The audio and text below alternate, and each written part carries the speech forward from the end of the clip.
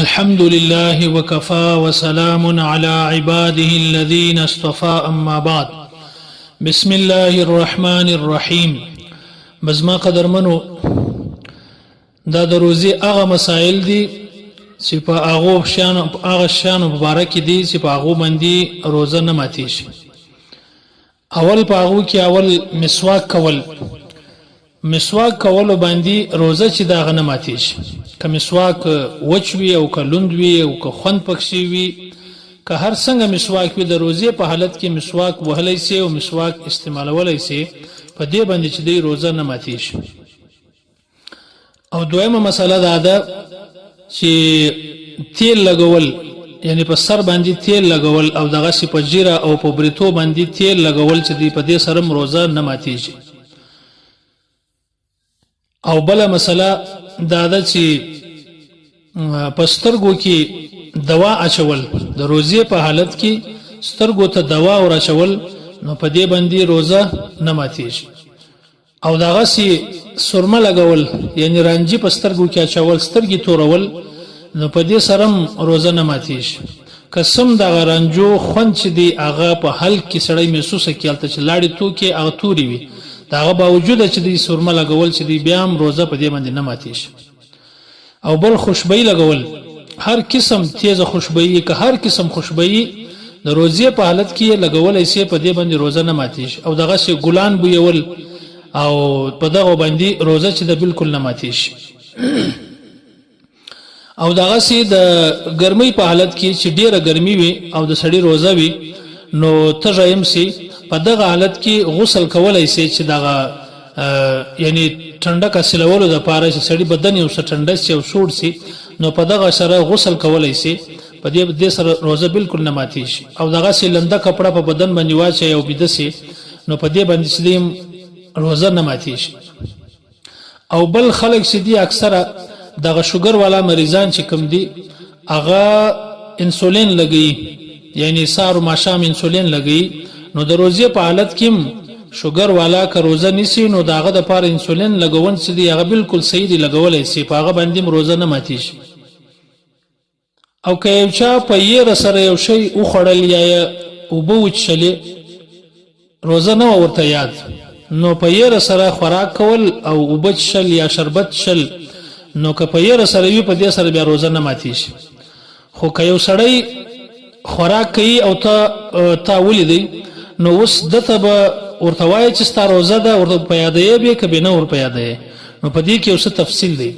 کچیر داسې وو کم سړی چې روزه ده او خوراک کوي، کچیر داسې وو هغه سړی یا هغه زنانه ډیره کمزوري و یا سړی کمزوري و نو تاول کې چیرې د خوراک ما روزه ور په یاد کړو د خوراک پرې شوی نو تر ماښام پورې ډیر کمزوري کیږي چې د خوراک نه وکي نو هغه ته بیا بهتره خبردار چې نه کې ور په یاد چې هغه خوراک وکي. او کچیر داسې وي چې هغه سم ځوان وي بالکل جوړ وي اس کمزوري هم ناراضي نو هغه د پاره بیا دادی چې هغه ته ور په یادول بیا واجب دي چې ستاره روزه ده، روزه د ماتیج د خوراک او چاک د مک. او دغه سي د روزه په حالت کې غاش استل څنګه دی. اوس بعضی خلک غاش استل خو دغه سړی نو باسي ماشامي و باسي، لیکن کچیر داسې وي چې غاش باندې ډیر سخت درد وي او ډیر سخت په تکلیف وزین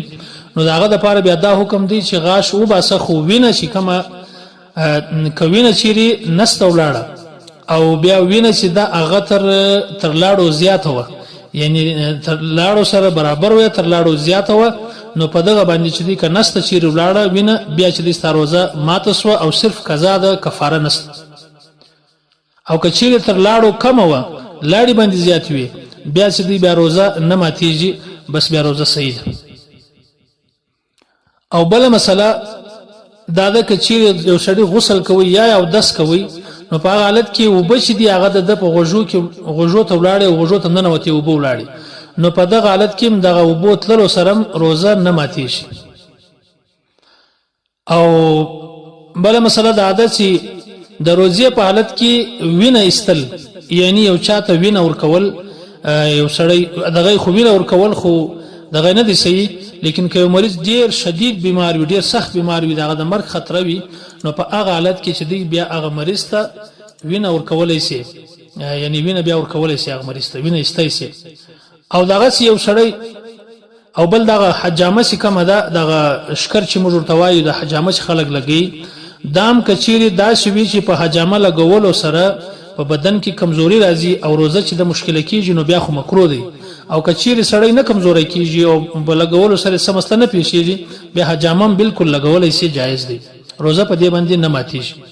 او بل یو سړی چې دی هغه لاړې چې دی خبرې کوي خله د لاړو ډکه شوه نو دغه سړی به د لاړې چې تیرې کې په دې باندې روزه ماتیږي او کنه نو مسله دا ده چې په دې باندې روزه نه ماتیږي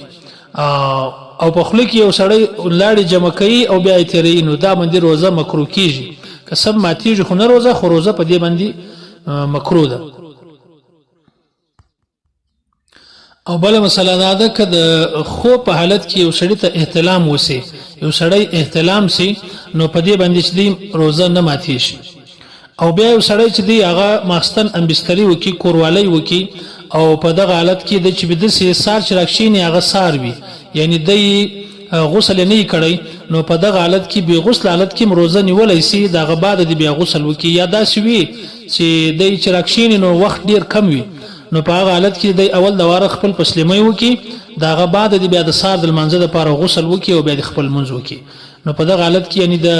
جنوبي حالت کې یعنی د بی غسل حالت کې یو سړی روزه نیولای شي په دې باندې روزه صحیح کیږي او دغه مسلې چې دي اکثره په مراقع الفلا ما تحتوي صفحه نمبر 362 او رد المحتار کې جلد نمبر 2 صفحه نمبر 397 کې دغه مسلې اکثر الته موجود دي والسلام